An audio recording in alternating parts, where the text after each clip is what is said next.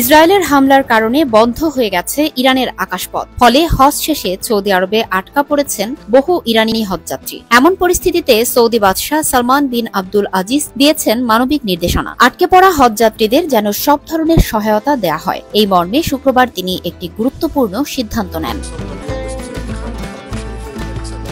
আরব নিউজের বরাতে জানা গেছে, ইসরায়েলের হামলা ও এর ফলে ইরানের বড় ধরনের ক্ষয়ক্ষতির খবর সৌদি বাদশার কাছে পৌঁছানোর পরপরই তিনি এ নির্দেশ দেন।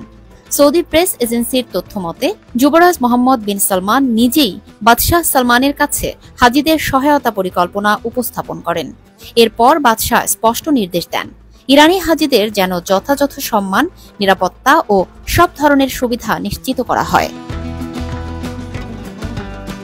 এই দায়িত্ব দেওয়া হয়েছে সৌদি হজ ও ওমরা মন্ত্রণালয়কে। মন্ত্রণালয় নিশ্চিত করবে, যতদিন ইরানি হজযাত্রীরা সৌদিতে অবস্থান করবেন তারা যেন স্বাচ্ছন্দ্যে, নিরাপদে ও মর্যাদার সঙ্গে থাকতে পারেন। ইরানের অভ্যন্তরীণ পরিস্থিতি স্বাভাবিক না হওয়া পর্যন্ত এই সহায়তা অব্যাহত থাকবে। এদিকে আন্তর্জাতিক অঙ্গনে ইরানের প্রতি সহানুভূতির স্রোত আরও গতি পাচ্ছে। শুধু মুসলিম বিশ্ব নয়, ইরানের পাশে দাঁড়িয়েছে লাতিন আমেরিকার দেশ ভেনেজুয়েলাও। দেশটির প্রেসিডেন্ট ইসরায়েলের আক্রমণের নিন্দা জানিয়ে বলেছেন, ইরানের ওপর এই হামলা এক ধরনের নব্য নাৎসি ইহুদিবাদ।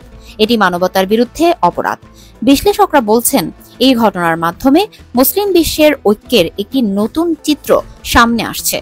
পাশাপাশি ইসরায়েলের বিরুদ্ধে আন্তর্জাতিক ক্ষোভও স্পষ্টভাবে ফুটে উঠছে।